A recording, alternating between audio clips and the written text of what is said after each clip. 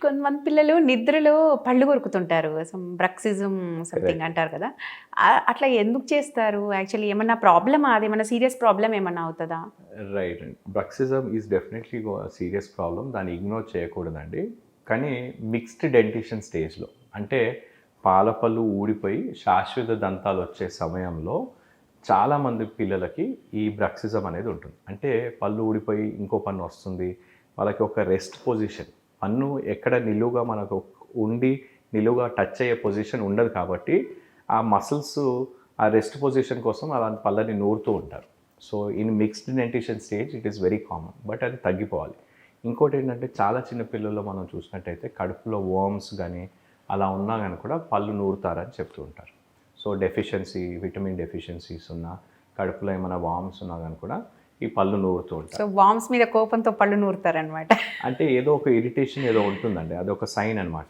అంటే మన ఇంతకుముందు మనం ఇంతకుముందు వైద్యులు మనం చూసినట్టయితే ఏంటంటే బాడీలో ఎలాంటి ప్రాబ్లం ఉన్నా అని కూడా నోట్లో చూసి వాళ్ళు చెప్పేవాళ్ళు. యాహ్! సో అలా ఇవి ఒక సిమ్టమ్ అనమాట. ఇప్పుడు నోట్లో కొన్నిసార్లు కురుపులు వస్తాయి. అలాంటి వాటిని ఏంటంటే ఇతర బాడీలో ఏం పార్ట్స్‌లో ఏమైనా ఉన్నాయా అనేది మనం చూసి చెప్పొచ్చు. మధుమేహం ఉందనుకోండి, చాలామంది పేషెంట్స్ మా దగ్గరికి వస్తారు. మీకు డయాబెటిక్స్ ఉందా అంటే లేదండి మాకు అలా ఎప్పుడు టెస్ట్ చేస్తారంటే చెప్పలేరు. సో వాళ్ళని టెస్ట్ చేసినట్టయితే వాళ్ళకి 100% డయాబెటీస్ వస్తుంది. చిగురులో వాపు ఎలాంటి ఇన్ఫెక్షను అంటే ఇరిటెంట్ లేకుండా అని కూడా చిగురులో వాపు ఉంటుంది. ఒక తీపు లాంటి దుర్వాసన వస్తుంది నోట్లో నుండి. ఇవి అన్నీ కూడా డయాబెటిక్ సిమ్టమ్స్ అనమాట. పళ్ళు వదులుగా కనిపిస్తూ ఉంటాయి. సో అందుకని మేమేంటంటే నోట్లో ఈ సమస్యలను చూసి మనం బాడీలో ఇతర పార్ట్స్‌లో ఏమైనా ఉన్నాయని కూడా మనం చెప్పడానికి వీలు ఉంటుంది. So mouth is the index of the disease అనమాట. ఎగ్జాక్ట్‌లీ. ఆ రకంగా చేయొచ్చు. సో ఇప్పుడు మరి ఈ బ్రక్సిజం ఉన్నప్పుడు ఇమ్మీడియేట్‌గా డాక్టర్‌ని కలవాలా? కలవద్దా? దానికి ఏం కలవాలండి. చేయాలి ఇమ్మీడియేట్ యాక్షన్? డాక్టర్‌ని కలవాలి. డెఫినెట్‌గా డాక్టర్‌ని కలవాలి. దంత వైద్యుని సంప్రదించండి. కొంతమందికి ఇర్రెగ్యులర్ పళ్ళు రావటం వల్ల కూడా మీకు ఈ బ్రక్సిజం రావచ్చు. సో ఇర్రెగ్యులర్ పళ్ళు ఉంటే వాటిని కరెక్ట్‌గా కరెక్ట్ చేయడానికి బ్రేసెస్, క్లిప్సెస్ చేస్తాం. అదే నైట్ టైం వాళ్ళకి అలవాటు అయిపోయింది అనుకోండి బ్రక్సిజం, అలాంటప్పుడు నైట్ గార్డ్ అని ఒకటి ఇస్తాం. హ్యాబిట్ బ్రేకింగ్ అప్లయన్స్ అని ఇస్తాం. దాంతో పళ్ళకే కానీ చిగుళ్ళకి డ్యామేజ్ కాకుండా చూసుకోవచ్చు. సో పెద్దవాళ్ళలో కూడా మనకి ఏంటంటే బ్రక్సిజం అంటే టీనేజర్సే కానీ పెద్దవాళ్ళు అన్ని పళ్ళు వచ్చాక కూడా బ్రక్సిజం అనేది కామన్గా చూస్తూ ఉంటాం.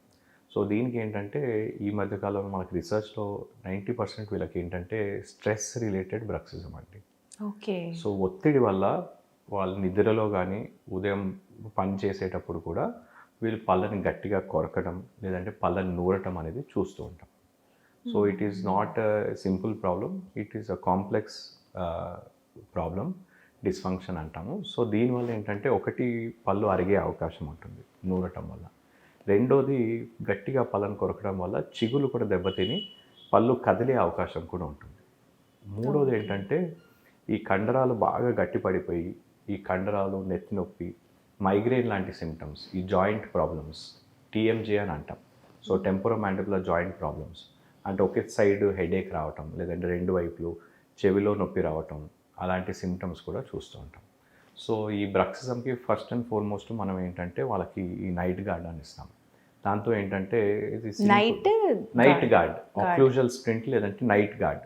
ఇదేంటంటే సింపుల్ ఒక సాఫ్ట్ మెటీరియల్తో మనం చేసి నోట్లో పళ్ళ మధ్యలో పెట్టుకోవడానికి ఇస్తాం. వారి యొక్క అచ్చు తీసుకొని కొరికినా కూడా ఆ గార్డ్‌నే కొరికేస్తారు. ఎగ్జాక్ట్లీ. సో కొరికినా కూడా ఆ సాఫ్ట్ మన ఈ స్పోర్ట్స్ అప్లయన్స్ బాక్సర్స్ వేసుకుంటారు కదండి అలాంటిది అనమాట. కానీ ఇది కస్టమైజ్డ్ నుండి పర్ఫెక్ట్గా ఫిట్ అవుతుంది వాళ్ళ పళ్ళకి. సో ఆ గార్డ్. రెండోది ఏంటంటే any damage to the teeth gums కండరాలకు కూడా పోకుండా మనం కాపాడుకోవచ్చు. తర్వాత మనము ఏ కారణం వల్ల వీళ్ళు చేస్తున్నారు వాటిని గుర్తించి ఆ రీజన్ని మనం గుర్తించి కొంతమందికి ఇర్రెగ్యులర్ పళ్ళు సరిగా లేవు, ఒక్లూషన్ బైట్ కరెక్ట్గా లేదనుకోండి బైట్ కరెక్షన్ చేయటం ఇవన్నీ కూడా మనం తర్వాత సెకండ్ స్టేజ్లో చేసి ఆ బ్రక్సిజం లేదంటే నైట్ గార్డ్ కూడా తర్వాత కొంతకాలానికి తీసేసే అవకాశం ఉంటుంది.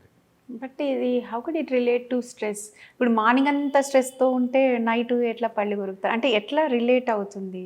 ఎట్లా రిలేట్ అవుతుందంటే మనం పడుకునేది ఓన్లీ డీప్ స్లీప్ కానీ లైట్ స్లీప్ అనేది మనకి కొద్ది సమయం మనం డీప్ స్లీప్కి పోతాం. దానికంటే ముందు ఆర్ఈఎం స్లీప్ అని ఉంటుంది. అంటే మనం డీప్ స్లీప్కి వెళ్ళే ముందు మధ్యలో ఆర్ఈఎం ఆ సమయంలో మన mind is active. Okay. Our mind is still thinking అనమాట. సో ఆ సమయంలో మనము డేలో ఉన్నంత స్ట్రెస్ అవి ఏమున్నా కూడా సబ్కాన్షియస్ మైండ్లో మనం కొరుకుతూ ఉంటాం. ఇది డే ఒకటే కాకుండా నైట్ ఒకటే కాకుండా డే టైంలో కూడా మనం పని చేసేటప్పుడు కూడా కొంతమంది ఏంటంటే స్ట్రెస్ వల్ల అలా గట్టిగా కొరుకుతూ ఉంటారు, నూరుతూ ఉంటారు వాళ్ళకి తెలియకుండా, ఓకే. సబ్కాన్షియస్లీ. సో ఇవన్నీ కూడా స్ట్రెస్ రిలేటెడ్.